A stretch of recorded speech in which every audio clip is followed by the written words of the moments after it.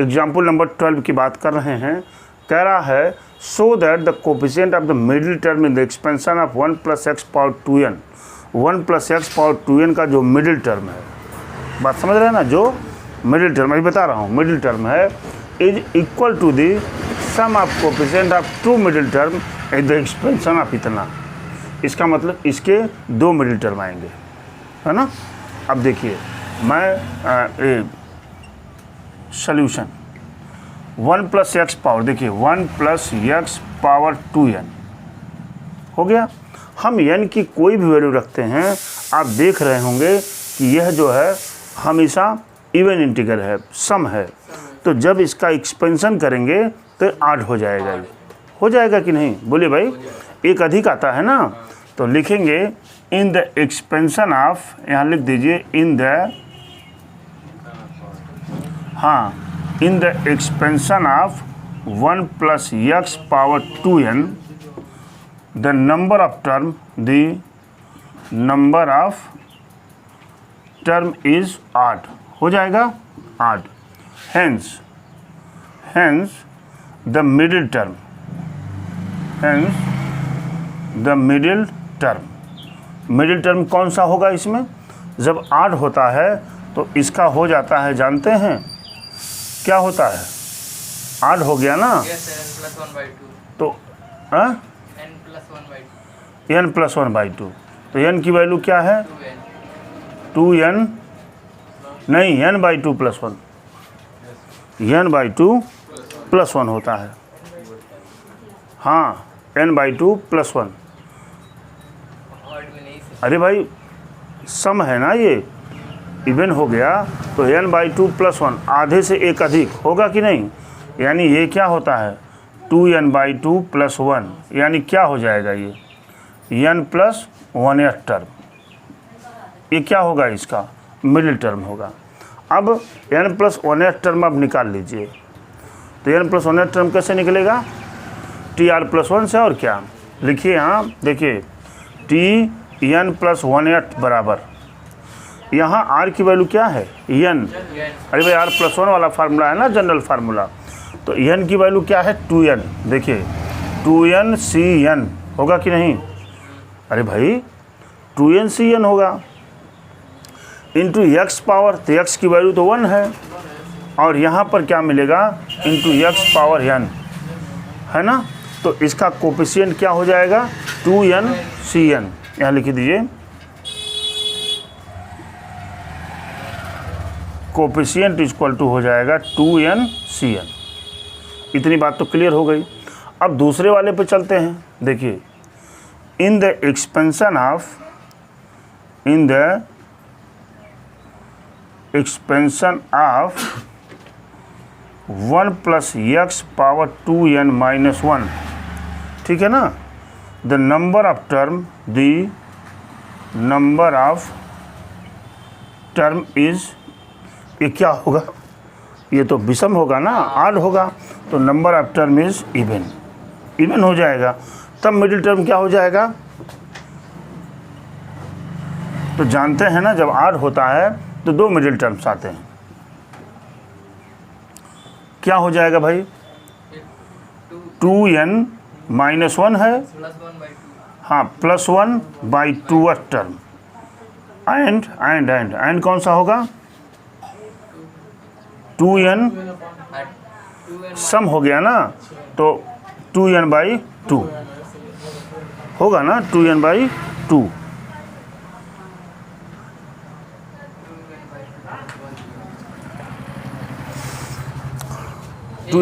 ठीक तो है 2n/2, तो यहाँ से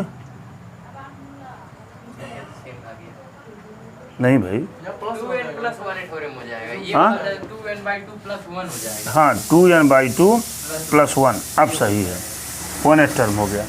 यहाँ पे -1 + 1 कट गया, तो क्या मिलेगा nth टर्म, एंड और ये क्या मिलेगा n + 1th टर्म। ये बात तो समझ गए। अब हमको निकालना है क्या nth टर्म, nth टर्म कैसे निकलेगा n - 1 + 1, यानी r की वैल्यू क्या होगी n - 1, क्या होगी r की वैल्यू n - 1, क्या बेटा यहाँ पर हो जाएगा Tn minus one plus one बराबर क्या, बराबर क्या, n की वैल्यू क्या है 2n minus one C r minus one, ठीक है, और r माइनस वन नहीं n minus one, n minus one और क्या होगा, और x raise power n minus one होगा कि नहीं।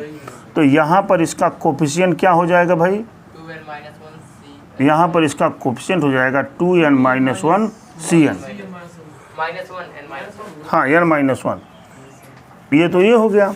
अब आप निकालेंगे n प्लस वन टर्म, क्यों जी, अब ये लिखेंगे आप, देखिए n प्लस वन टर्म माने Tn प्लस वन बराबर क्या मिलेगा 2n माइनस वन, है ना, और n की वैल्यू क्या है यहाँ Cn, और x रेज पावर क्या मिलेगा n मिलेगा कि नहीं। यहाँ पर इसका कोफिशिएंट क्या हो गया,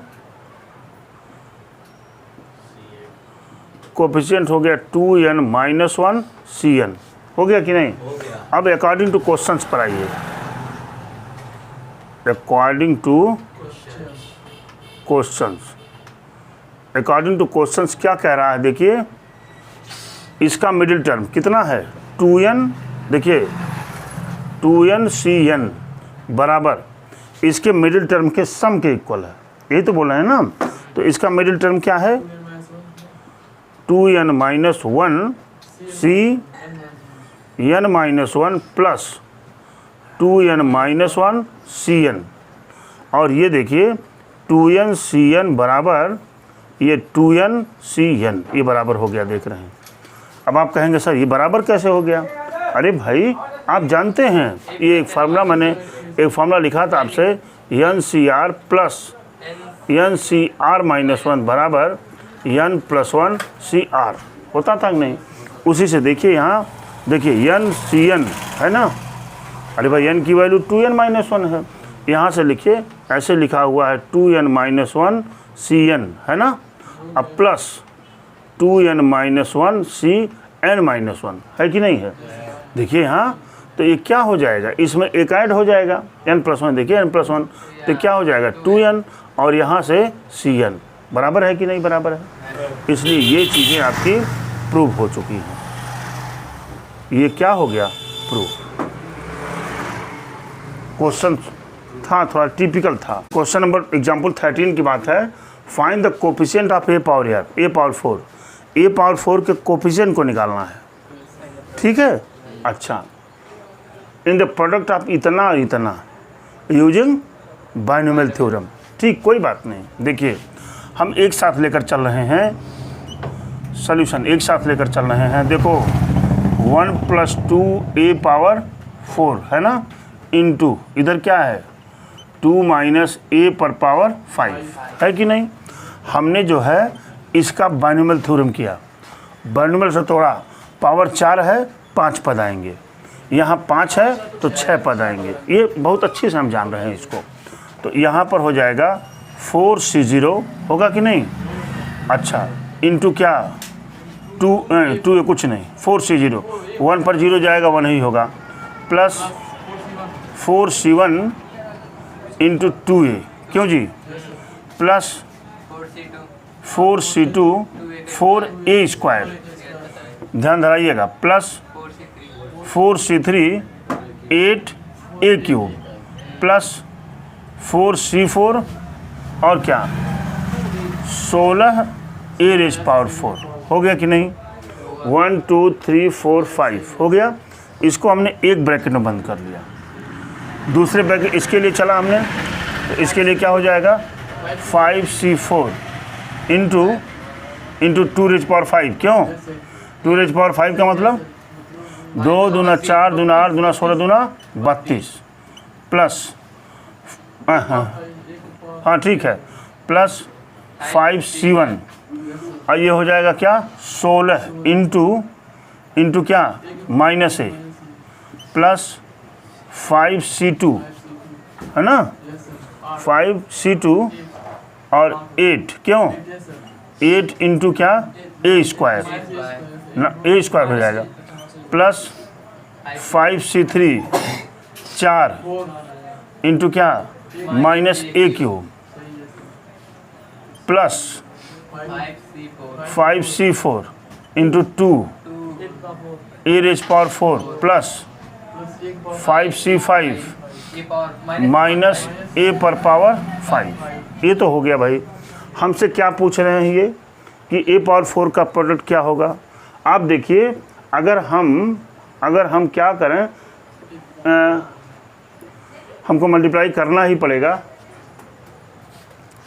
हम 4c0 का मल्टीप्लाई कहाँ कर दें, उसमें कर देंगे। किस में 5p4 ए पावर 24 में तो आ सकता है मेरा। क्यों, इसको एक बार और सॉल्व करना पड़ेगा। हमको क्या करना पड़ेगा, एक बार और सॉल्व कर लीजिए। 4c4 की वैल्यू 1, 4c1 की वैल्यू 4 इंटू क्या यहाँ 8 हो जाएगा प्लस 4c2 की वैल्यू 6 होगा। 6 करेंगे 6 चौक 24 ए स्क्वायर प्लस 4c3 की वैल्यू भी 4 होगी। 4 बटे 32 ए क्यूब प्लस 4c4 की वैल्यू 1 यानी 16 ए पावर 4। ये तो मिल गया आपको। अगला देखिए 5c4 की वैल्यू 1 यानी 32 प्लस 5c1 की वैल्यू 5 माने हाँ माइनस यहाँ लिखिए माइनस 80 ए प्लस 5c2 की वैल्यू 30 15 बटे 120 ए स्क्वायर है ना माइनस 5c3 की वैल्यू 10 इसमें 10 से 80 क्यों 80 ए स्क्वायर। यहाँ पर 5c3 की वैल्यू जो 5c1 की वैल्यू होती है 10 होगी ये भी हाँ 10 होगी 10 चौक 40 माइनस 40 ए क्यूब यहाँ तक हो गया प्लस 5c4 की वैल्यू 5 दूना 10 ए रेज पावर 4 प्लस ये 1 हो गया यानी माइनस क्या ए पावर 5। ये तो हो गया आपका। ठीक है, अब देख रहे हैं कि इसका मल्टीप्लाई अगर मैं यहाँ कर दूंगा तो क्या मिल जाएगा 10 ए पावर 4 मिलेगा कि नहीं। हमको सिर्फ उसी का कंपेरिजन करना है ना, तो सिर्फ वही हम निकाल देते हैं, बाकी वर्किंग करने की ज़रूरत नहीं है आपको। ये आपने वहाँ मल्टीप्लाई किया 10 ए पावर 4 मिल गया। 8 ए का मल्टीप्लाई कहाँ करेंगे, इसमें करेंगे। क्यों, देखिए भाई इसमें करेंगे 8 चौक 32 माइनस 320 ए रेज पावर 4 मिलेगा कि नहीं। इसका मल्टीप्लाई कहाँ करेंगे, यहाँ करेंगे, यहाँ करेंगे ना तो प्लस 0 हो जाएगा और 8 चौक 32 के 2 3 और 8 दूना 16 3 1920 क्या ए रेज पावर 4। इसका मल्टीप्लाई इसमें कर दें हम। क्यों जी, इसका मल्टीप्लाई इसमें कर दें माइनस क्या 0 बढ़ा दिया 8 दूना 16 6 1 8 3 24 25 ए रेज पावर 4। ठीक है, और अभी आपका ख़त्म नहीं हुआ, अभी इसका मल्टीप्लाई इसमें भी कर सकते हैं आप। प्लस यहाँ कितना हो जाएगा 16 दूना 32 के 2 3 क्यों और 16 3 48 3 51 512 ए रेज पावर 4। हमें लगता है ए पावर 4 वाला समाप्त हो चुका है। क्यों, अब देखिए यहाँ पर बराबर हो जाएगा 10 माइनस 320 प्लस 1920 माइनस 2560 प्लस 512 ए रेज पावर 4। क्यों जी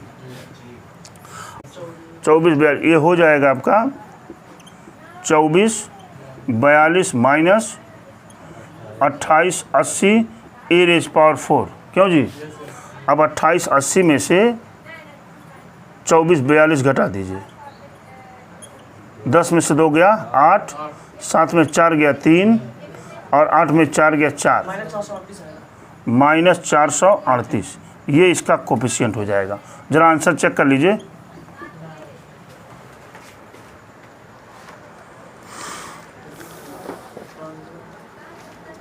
-438 ठीक है, -438 इस तरह से आज हमने एग्जाम्पल 13 को भी ख़त्म कर दिया और अब हम अगले टर्न पर हम सब लोग एग्जाम्पल 14 की चर्चा करेंगे।